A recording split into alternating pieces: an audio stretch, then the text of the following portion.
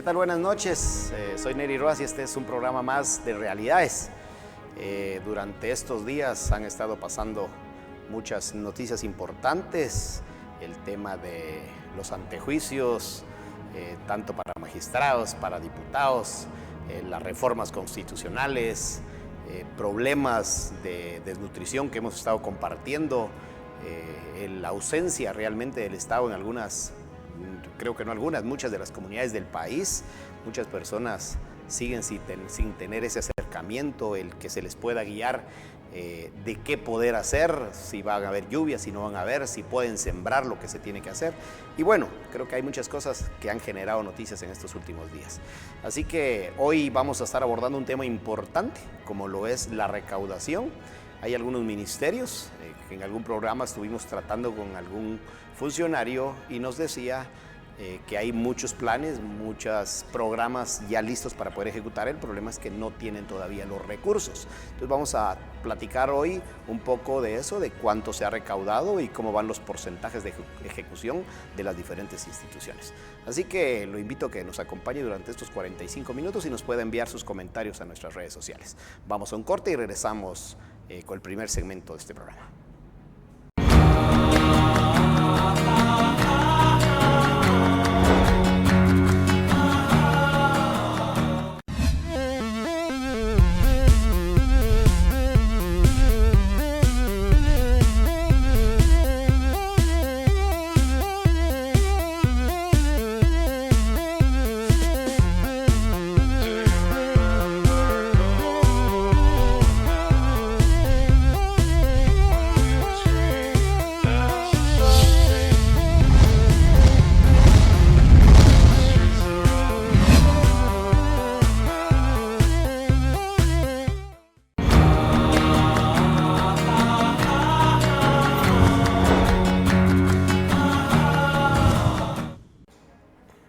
Es importante que podamos conocer un poco de los problemas que se han tenido en la SAT, el tema de recaudación, evasión, corrupción, y esto se los compartimos en este video.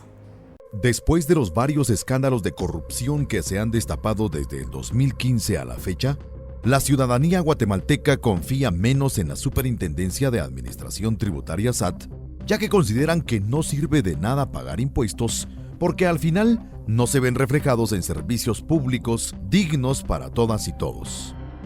Recordemos que nuestro país recauda menos del 11% respecto al Producto Interno Bruto PIB, y de igual forma somos de los países con menor porcentaje del impuesto al valor agregado IVA. Ahondado a esto, el país pierde casi 20,000 millones de quetzales en corrupción. La excusa de todos los gobernantes es que no hay fondos para inversión y que la culpa la tiene el antecesor porque endeudó al país.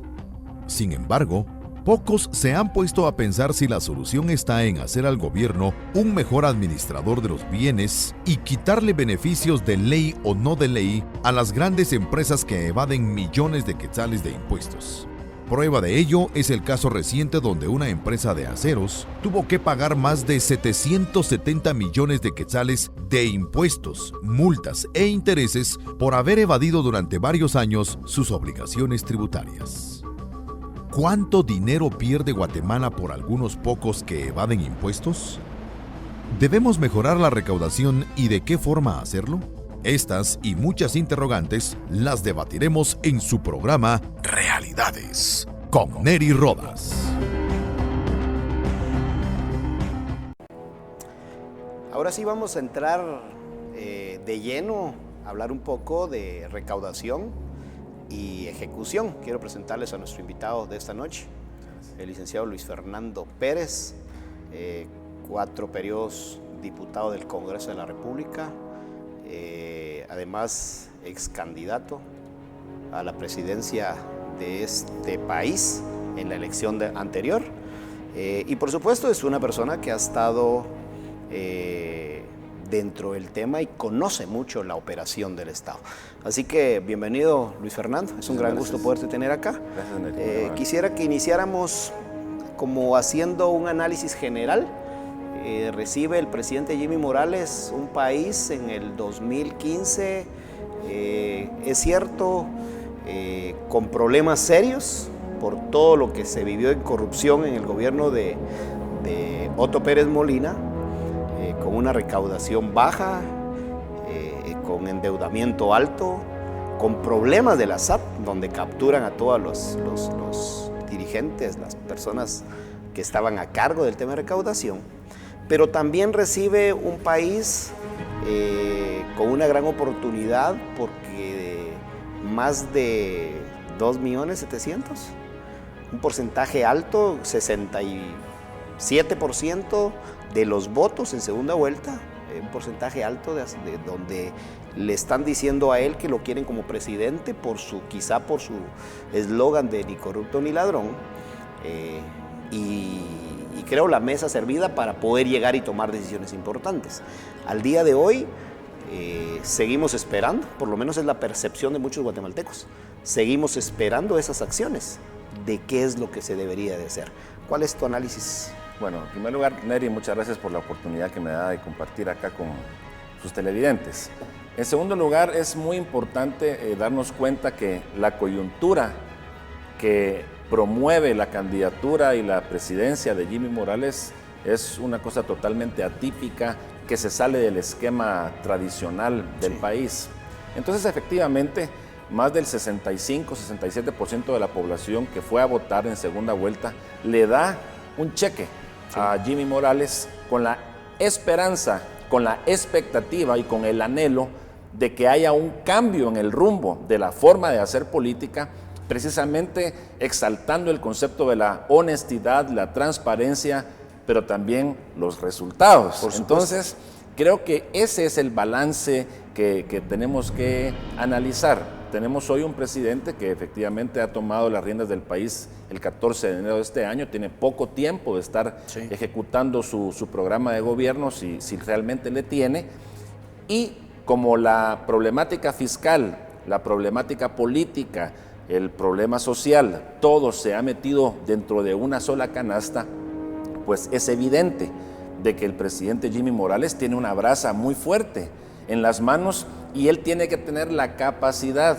en primer lugar, de reconocer que es una brasa muy caliente. Correcto. En segundo lugar, tener la habilidad de poner cada tizón en el lugar que le corresponde. Y en tercer lugar, darse cuenta de que ese cheque que la ciudadanía le ha dado espera de regreso un gobierno que sea profesional, que responda y que sea un gobierno transparente. Y ese es el gran reto del presidente. Lo que sucede es de que es evidente que el equipo de trabajo en su mayoría son personas que no tienen la experiencia en la administración pública y eso ha retardado el inicio de poder dar una respuesta oportuna a la población, y creo que esa al día de hoy es una de las grandes demandas y es una de las grandes deudas del gobierno del presidente Morales, porque no podemos determinar con certeza cuál es el rumbo del gobierno, cuáles son las 3 o 4 principales acciones concretas, contundentes que el presidente Jimmy Morales le está dando a la población. Es decir, si yo me hago la pregunta, ¿hacia dónde va Guatemala hoy con Jimmy Morales? No obtengo la respuesta. Ese creo que es el sentir de la población en general. O sea, cuando uno ve la medición en los diferentes medios de comunicación de los primeros 100 días del gobierno, aunque muchos pues también dicen, bueno, en 100 días no se puede ver los resultados, pero en otras oportunidades los 100 días marcan el rumbo de por dónde debe de ir el destino del país, o por lo menos cuáles van a ser las acciones, enfocado en dónde está. Él ha hablado de salud, de educación, pero al día de hoy no se ven acciones concretas. Por eso es que decía que creo que sí nos ha quedado a deber. Pues. Sí, hay cosas importantes. Como le digo, yo no puedo determinar un rumbo que yo pueda tener la contundencia y la claridad de decir el presidente Morales nos lleva hacia tal lugar. Pero también es cierto, y debemos de reconocer, que hay otros ámbitos de la vida pública que el presidente Morales ha permitido que se desarrollen apropiadamente. Por ejemplo, la no intervención en el Ministerio Público, la no intervención en los órganos jurisdiccionales, la no intervención en la forma como se administra justicia, y que hoy hemos visto los frutos de esa administración de justicia. Creo que ese sí es un logro del presidente Morales que yo quiero rescatar porque considero que uno en un análisis debe de tener un balance para ser justo en la apreciación. Y creo que en ese detalle la no participación y el no intervencionismo del presidente en esos temas ha dejado que otros organismos o que otros órganos encargados de administrar esa justicia puedan evidenciarse y empezar a dar esos resultados de tan anhelada justicia que el país está requiriendo. Ahora, es positivo, pero quizá puede tener su parte negativa, de no estar, por ejemplo, dentro de las reformas, y ya luego vamos a empezar a ver los números del tema de recaudación, pero dentro de las reformas que hoy los 3 organismos del Estado están proponiendo a las reformas al sector justicia, por eso decía que tiene su lado positivo el que él no esté metido al 100%, pero también tiene su parte negativa, porque dentro de las reformas, por ejemplo, uno puede darse cuenta de un artículo que ellos están proponiendo, que es una copia literal de la Constitución de la República de Colombia. O sea, no se tomaron ni siquiera el tiempo para poder como acomodarlo a nuestra realidad. Entonces, no es eso también el que no estar al tanto de qué está pasando. O sea, qué bueno que nos estén ayudando, pero que tampoco estén trayendo exactamente como son en otros países, porque la situación acá es nuestra Constitución y son... Es absoluto. ¿Verdad? Tenemos que recordar y reconocer algo. Este es un proceso. En el tema del sector justicia, este va a ser todo un proceso que ya se anunció, la metodología. Y la metodología es que van a existir mesas de diálogos, van a haber propuestas, van a haber afinamientos de las diferentes articulados que van a proponerse, con el propósito que en el mes de agosto sea del conocimiento público, haya una participación para dar el anteproyecto final, y ese anteproyecto será el que el Congreso discutirá, y en la soberanía del Congreso hacer todos los ajustes pertinentes para una eventual consulta popular, y sea ahí, con la claridad y contundencia que el Congreso decida, las preguntas que van a ser sometidas a la consulta popular en el tema del sector justicia. Es decir, efectivamente vamos a tener presiones, y hay sectores y hay insistencias de grupos que quieren jalar la justicia para un lado o para el otro. Ese proceso es el que vamos a ver de aquí al mes de agosto, pero el Congreso de la República, de una forma decente, de una forma transparente y de una forma visionaria, con fundamento de Estado y de derecho, deberá de convocar a esas preguntas y hacer los análisis respectivos para que esa consulta popular que se va a hacer en el tema del sector justicia sea realmente una reforma que nos potencialice como país a que haya más y mejor justicia, pero también de que rescate la dignidad, la soberanía de los guatemaltecos, que es fundamental. 2 preguntas con relación a lo que se acaba de decir. Uno es, se están haciendo ya algunas giras donde están participando los ponentes de estas reformas. Han salido ya a Huehuetenango y tienen una agenda para poder visitar no todos los distritos, pero sí regionalmente poder estar presentes. La primera es, muchas veces cuando uno ve eventos de ese tipo, son casi que montados porque mueven a las personas que ellos quieren tener, mas no es una apertura total donde uno tenga la participación de una verdadera sociedad civil, donde evalúen y digan, esto es lo que pretendemos. Entonces, ¿será que eso va a ser realmente abierto a lo que se requiere, o es solo por llenar el requisito? Eso es lo uno. Y lo dos, lo que también exponías, luego de eso, esto llega al Congreso de la República. El Congreso de la República en los últimos 10 años se ha ido deteriorando cada día más, y estos 4 meses que lleva esta legislatura de verdad ha sido una crítica fuerte.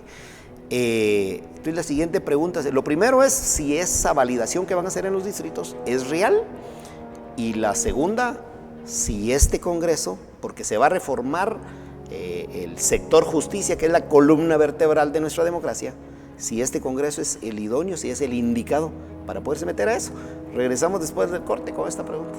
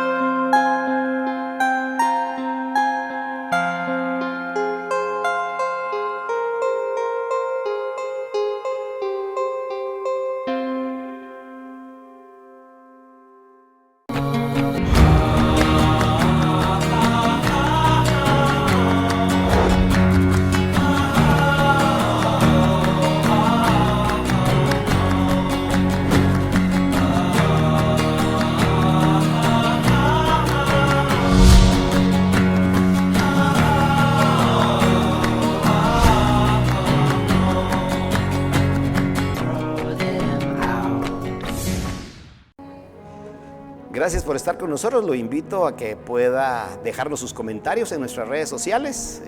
Por supuesto que son de vital importancia su opinión y lo que usted crea que es lo conveniente o su análisis con estos temas que estamos hablando.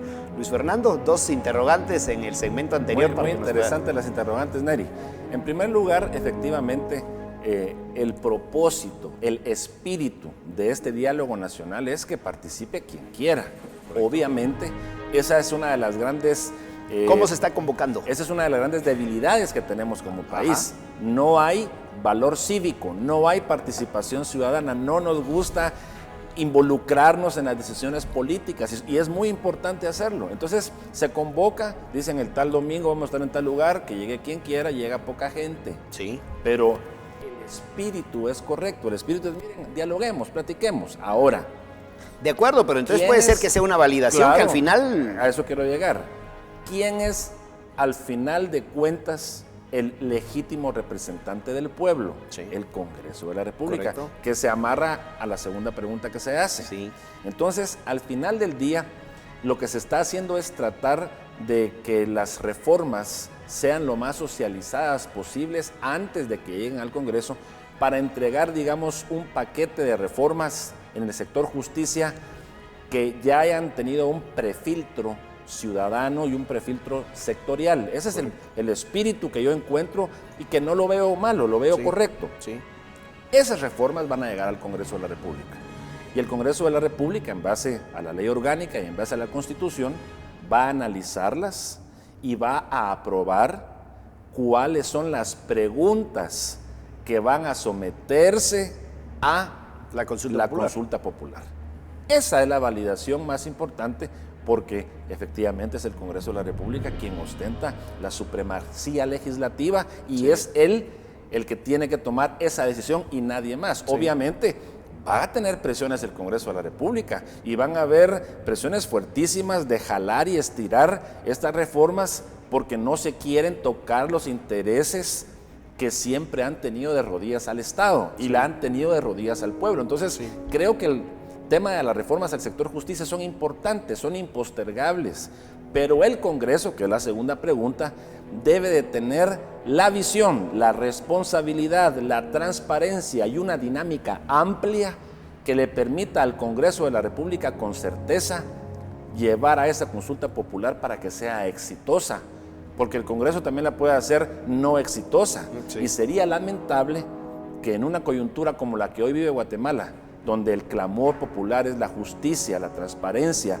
y el cambio de rumbo, que el Congreso de la República se prestare en algún momento a hacer una reforma que no tenga viabilidad o que se pierda porque no se trabajó de una forma apropiada. Entonces el Congreso de la República, claro que tiene la legitimidad, debe de hacerlo, pero también va a ir en relación al compromiso y a la responsabilidad de cada partido político.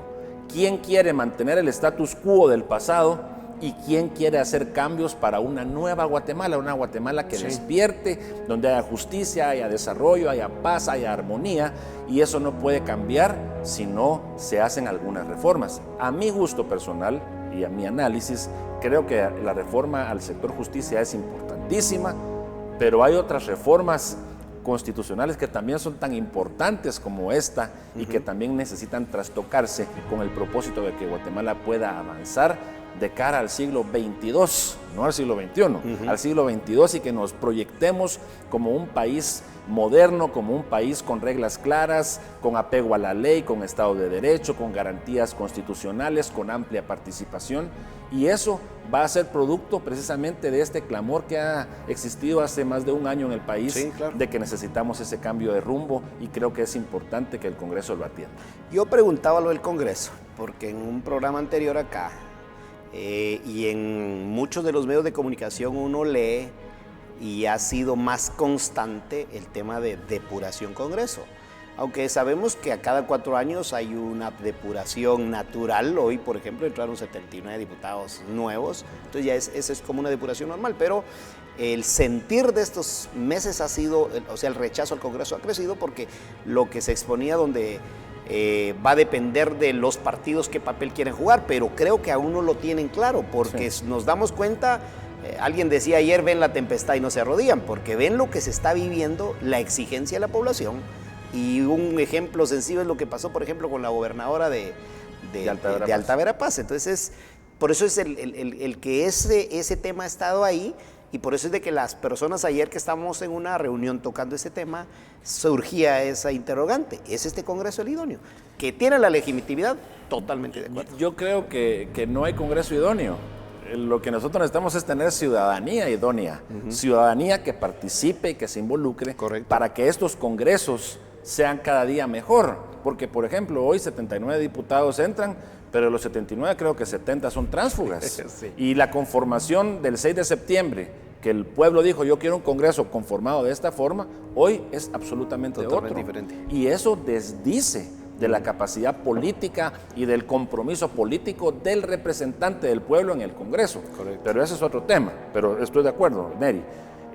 La legitimidad se gana con resultados, sí, pero no solo con los resultados, sino que haya un reconocimiento. Recordemos que en el sistema republicano se pueden ganar las cosas por procedimiento, pero también por reconocimiento. Yo puedo cumplir con la ley, pero ser ilegítimo, haberlo hecho por ley, pero no, el pueblo no reconoce en mí esa labor. Sí. Pero lo más importante es que los diputados trabajen y que hagan los logros, pero por un reconocimiento de la gente, que sepan que han hecho un trabajo apropiado, apegado a derecho, transparente, efectivo, eficaz, y eso va a lograr que esa reforma constitucional realmente camine, y que creo que es importante.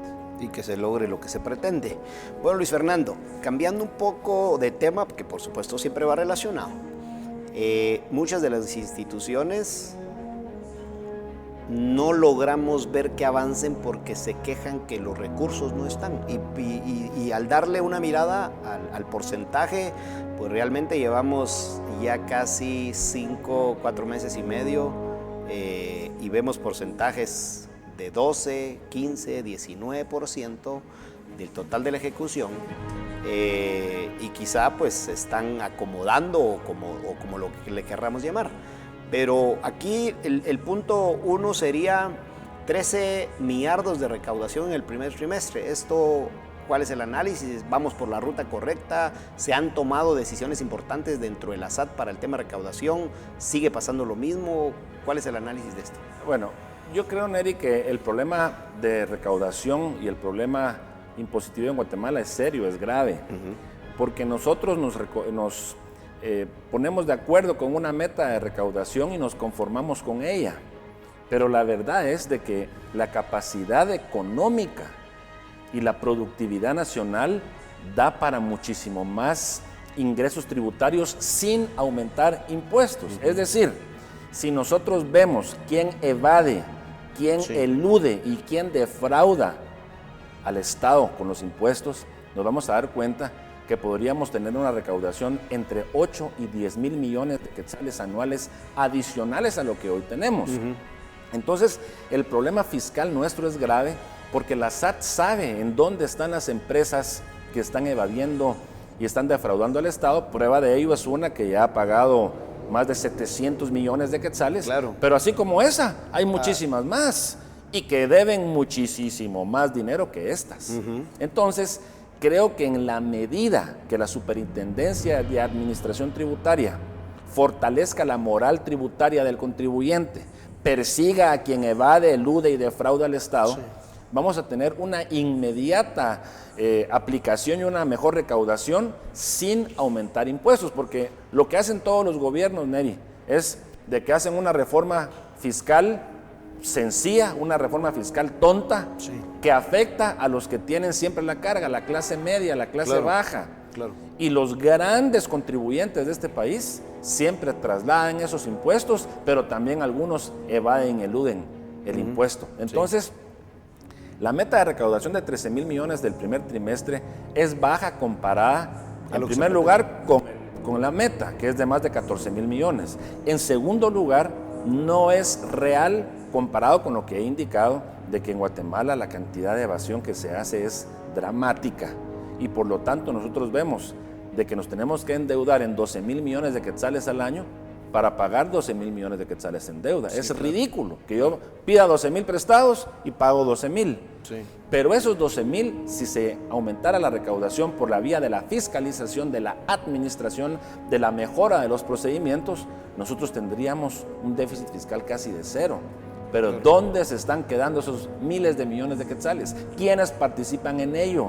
Entonces, los ingresos de Guatemala son bajos, pero no porque no haya producción económica, sino son bajos porque no existe una moral tributaria, no existe certeza jurídica, certeza de castigo. Hasta ahora está empezando a temblar algunas estructuras que evaden impuestos a grandísima escala, que se roban el crédito fiscal, etcétera. Claro. Y entonces, ahora que Guatemala está poniéndose en orden, vamos a ver cuánto va a aumentar la carga tributaria. Neri, quiero contarte. Guatemala tiene una carga tributaria hoy del 10.2%. Que es una de las más bajas. Vergüenza mundial. Sí, sí. Nosotros deberíamos de tener un 12% sobre el PIB de carga tributaria para tener un gobierno que pueda responder a las necesidades mínimas de la población. Pero hoy tenemos un Estado que es inmensamente grande, es un elefante blanco inmenso, que consume el 100% de los ingresos tributarios. Es decir, el ingreso corriente, que son los impuestos y los ingresos tributarios y no tributarios, y el gasto corriente, que es la administración, el 100% se lo consumen.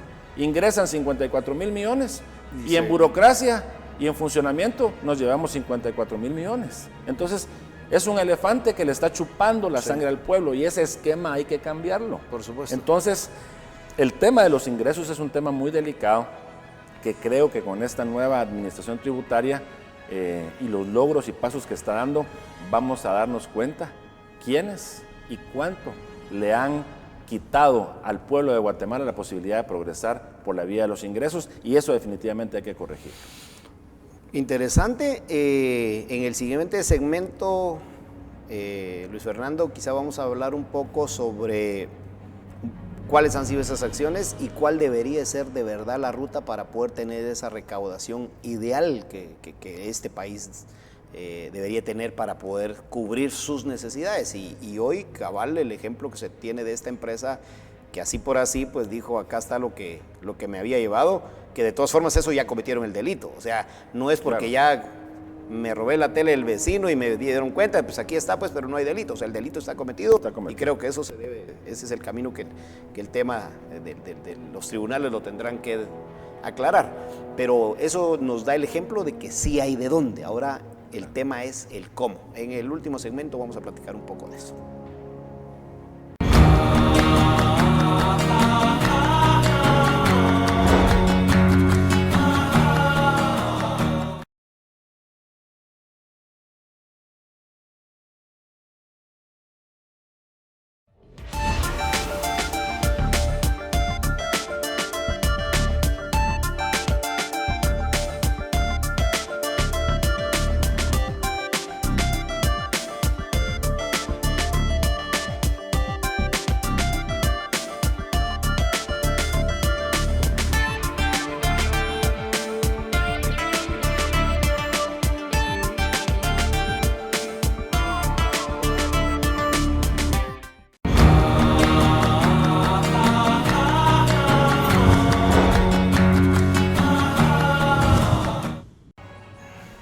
Es importante conocer lo que opinan también los guatemaltecos, así que acompáñenme al segmento de opinión.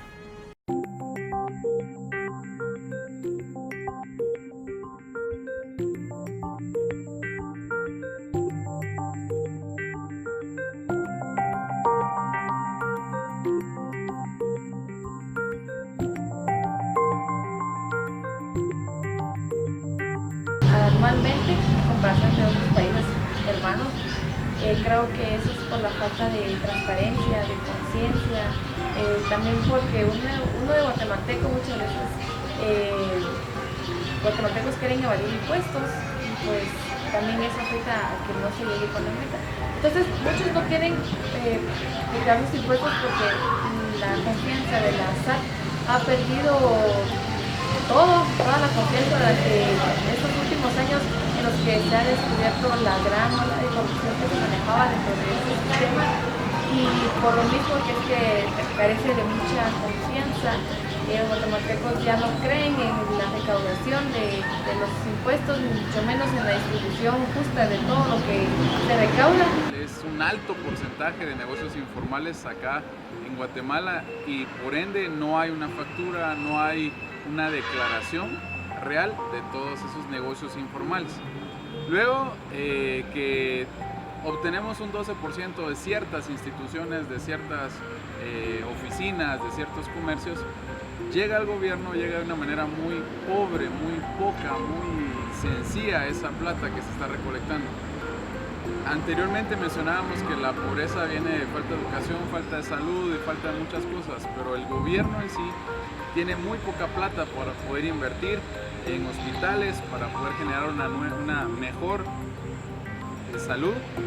Por ende, no hay plata en el gobierno, no podemos invertir en un pago de maestros, en una profesionalización educativa y así se viene desglosando todo esto. Realmente mi propuesta como ciudadano en estos momentos es ver de qué manera se hace una reingeniería, establecer bien los puntos de recolección de impuesto y ver de qué manera se va a influir en los negocios que no están declarando. Se recauda muy poco y lo poco que se recauda no se utiliza de buena forma, no se invierte correctamente, hay recursos escasos en todos los lugares y realmente existe mucho dinero que se podría usar de buena forma si se invirtiera bien. Lo que sí podríamos hacer es crear sistemas en la que pueda ser más transparente la recaudación. Guatecompras fue una forma buena de transparentar los procesos, mas el proceso no es utilizado de la forma correcta. Las autoridades declaran lo que les conviene, mas lo que no les conviene sigue estando debajo de la mesa, donde se ha mantenido siempre y donde si no hacemos nada se va a seguir manteniendo.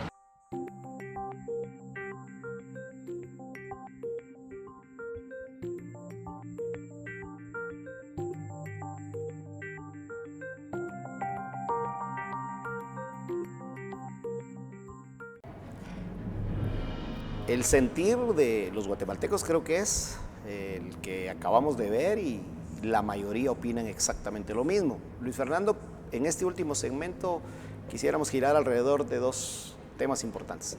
El primero,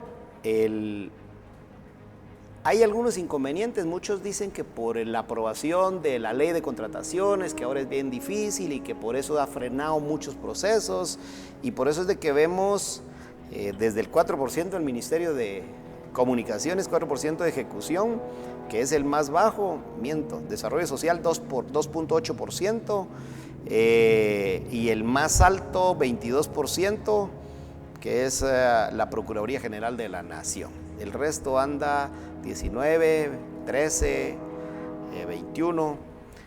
¿Qué está pasando con el tema de ejecución? Porque si la recaudación, si no es la plus, pero más o menos cubrió lo que se requiere, creo que más o menos es un 85-90% de lo que se esperaba en el primer trimestre, amarrado a la ejecución, que sí no va una cosa con la otra. Entonces, ¿qué está pasando ahí? Y por el otro lado, es cierto, Guatemala es uno de los países que tiene la tasa más baja en el tema de carga tributaria. Pero hay muchos guatemaltecos que no están motivados, si les quisiéramos llamar, sí, porque el tema de corrupción y el tema de las empresas que deberían de pagar, que no pagan, el tema de evasión, eso hace que mucha gente no esté motivada, si le queremos llamar así, a decir debemos de pagar, aunque todos debemos de hacerlo, pues, pero ¿cómo optimizar entonces la recaudación y qué pasa con este tema de la ejecución? Sí, miren, aquí es un concepto de imperio de la ley. La obligación del contribuyente es pagar sus impuestos. Por supuesto. Y hay una pena si no se hace. Y el administrador público tiene la obligación de administrar esos recursos con probidad. Si no lo hace, el imperio de la ley debe de caer sobre él. Es decir, es una falacia decir yo no pago porque se lo roban. Sí. Tienen que pagar. Y el funcionario que se lo robe tiene que pagar con cárcel. Correcto. Sencillo. Entonces todos tenemos que pagar. Eso es lo que yo le llamo la moral tributaria, que tenemos que fortalecer la capacidad del Estado. Si nosotros no contribuimos con la democracia, con el desarrollo, no vamos a progresar. Sí. Guatemala es tan fuerte como el más débil de sus habitantes, es tan rica como el más pobre.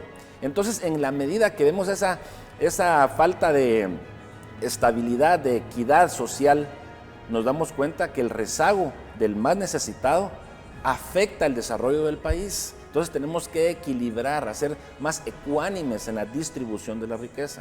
De tal forma, por ejemplo, hablamos de la recaudación. La carga tributaria en este país puede aumentarse sin necesidad de aumentar impuestos, solo fiscalizando más y mejor a los grandes contribuyentes. Pero para eso hay que tomar acciones importantes. Impuestos. Ya las están tomando y tienen que seguir fortaleciendo para que el contribuyente, el gran contribuyente, pague, y de esta manera se va a fortalecer la recaudación tributaria. En segundo lugar, ¿cuál es el problema de la ejecución?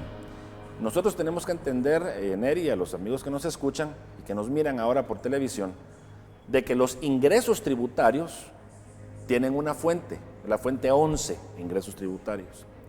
Pero no todas las fuentes del presupuesto son fuente 11. Hay fuente 11, hay fuente 29, fuente 31, fuente 61, fuente 41, fuente 51, 52. Entonces, estas fuentes son el origen, si son impuestos, si son bonos, si son préstamos, si son donaciones, si son fondos propios, etc. Entonces, de la manera como está fondeado cada ministerio, con qué fuentes de financiamiento cuenta, así va a ser la celeridad de su ejecución. Por eso les decía que es una aberración de que el 100% del ingreso corriente nos lo gastemos en funcionamiento. Porque entonces, ¿qué hacemos? Pagamos sueldos, gasolina, viajes de funcionarios, viáticos, teléfono, luz, locales. ¿Y eso en qué ayuda al pueblo? Claro. Si el pueblo lo que necesita es desarrollo, es comer, es educarse, es tener salud, medicinas. Pero si las fuentes de financiamiento están amarradas, entonces tenemos que esperar a que se coloquen los bonos, que ya se colocaron, para empezar a ejecutar. Tenemos que esperar a que nos desembolsen un préstamo para poder ejecutar. Entonces, lo que necesita el Estado es una revisión completa de su metodología financiera para ser más eficiente en la ejecución, por lo menos de los programas estratégicos o de los ministerios estratégicos, que deben de tener una celeridad y una constancia en su ejecución presupuestaria, como lo es el Ministerio de Gobernación, como lo es el Ministerio de Educación, el Ministerio de Salud. Son ministerios que necesitan recursos permanentemente. Porque una cosa es tener presupuesto, pero la otra cosa es tener la cuota. Claro. Yo puedo tener 5,000 millones de quetzales de presupuesto, pero si no me dan cuota, de nada me sirve. Y la cuota no me la dan si no hay recaudación y si no hay suficiente caja para poder ejecutar este dinero. Claro. Entonces, esas son las complicaciones que el presidente Morales ha tenido, y de ahí que la ejecución está en el suelo, porque hasta hace pocos días el Congreso de la República hizo una reeducación presupuestaria, le autorizó unos bonos, ya se han colocado una cantidad importante de ellos, y será hasta ahora que van a empezar a ejecutar. Ahora, van a encontrarse con otro problema. Eso incluye al Ministerio de Salud, que uno ve, por ejemplo, hospitales que están cerrando emergencia y todo lo demás. Porque no tienen presupuesto para operar. Pero tenemos otro gran problema, Neri, que es al que quería llegar, que es el más triste. Nosotros confundimos transparencia con eficiencia. Y el problema de la ley de contrataciones es de que es muy transparente, pero lamentablemente es una tortuga para ejecutar. Correcto. Entonces, creo que no podemos tener una sin la otra. La transparencia es tan importante como la eficiencia, porque ¿de qué le sirve a un enfermo que está en un hospital a punto de morir la transparencia? O sea, lo que quiere es que le metan su vacuna o su jeringa o lo atiendan. Eso es lo que él quiere. Pero nosotros le tenemos que decir, muérase, porque fíjese que en base a esta ley usted tiene que esperarse unos 4 meses enfermo para darle un mejoral. Sí. Eso es una ridiculez. Entonces, la transparencia es muy importante, pero tiene que ir amarrada de la agilidad, de la eficacia. Correcto. Y entonces aquí nos encontramos con una ley de contrataciones muy complicada de ejecutar y con funcionarios sin experiencia. Entonces tenemos una bomba atómica, gente inexperta y una ley complicada y con cuotas limitadas. Vemos los resultados de carreteras en el suelo, carreteras totalmente despedazadas, vemos los médicos sin medicinas, vemos a los niños sin educación, sin libros, sin útiles, vemos a la policía sin gasolina. Me enteré hace poco que le dan a a una patrulla 2 galones para patrullar al día 4 municipios. Es vergonzoso. Eso es vergonzoso, claro. y es totalmente inoperante. Entonces, creo que Guatemala debe de caminar a la transparencia de la mano con la eficacia y de la eficiencia. Y esto se logra con funcionarios probos, con personas capaces y con una ley que sea sencilla, porque el hacerla complicada no la hace ser transparente. Una ley, en la medida que es más sencilla, es más transparente porque se evidencia cualquier cosa que se haga al margen de la ley. Creo que es interesante, Luis Fernando, yo creo que esta información y esta exposición es la que a veces se requiere en estos programas, y que los guatemaltecos vayamos comprendiendo el por qué a veces las cosas no caminan. Muchas veces uno solo está del otro lado, critica, y es cierto que algunas veces sí el funcionario es el que no tiene la capacidad o el que no tiene el conocimiento para avanzar, y algunas otras veces es que legalmente hay procesos que no se nos deja avanzar. El tiempo se nos ha terminado, nos queda 2 minutos, y es que tus conclusiones finales. Bueno, en primer lugar, Neri, decir Guatemala tiene una enorme oportunidad de hacer un cambio, y el cambio no nace en la autoridad, sino nace en la población. La población debe de estar vigilante, debe de participar y debe de estar pendiente del accionar de sus gobernantes, de sus alcaldes, de sus diputados, de sus funcionarios de gobierno, porque esa es la única forma como nos podemos garantizar una acción justa, propia y transparente de parte de los funcionarios. En segundo lugar, efectivamente, Guatemala pasa por una crisis política y económica y tributaria grandísima que la estamos poniendo en evidencia, pero mi fe y mi llamado al pueblo de Guatemala es de que es un momento doloroso, es un momento de angustia, pero creo que si perseveramos y si caminamos en la dimensión y en la línea que hoy camina Guatemala, en pocos meses miraremos una Guatemala más justa, más decente, más apropiada para las necesidades del pueblo. Y para esto necesitamos obviamente tender puentes de confianza. Guatemala necesita